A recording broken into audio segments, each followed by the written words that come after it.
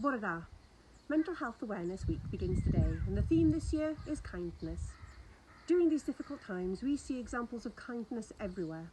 Our teachers and school staff in childcare settings, colleges and universities, who are working so hard to make sure our children and young people keep up with their learning, they're showing kindness every day. Every Thursday evening, we clap for our critical workers who are working so hard to keep us healthy and safe.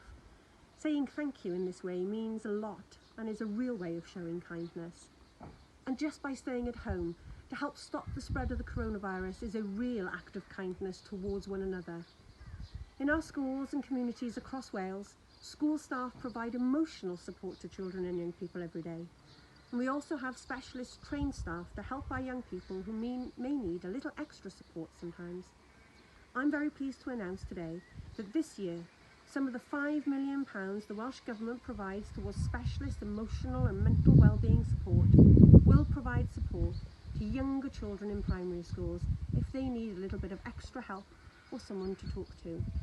And as part of our whole school approach to health and wellbeing, we're investing additional funding this year towards supporting the mental health and wellbeing of our school staff. It's more important than ever that we look after one another and be kind to one another.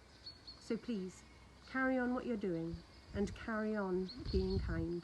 Diolch yn fawr.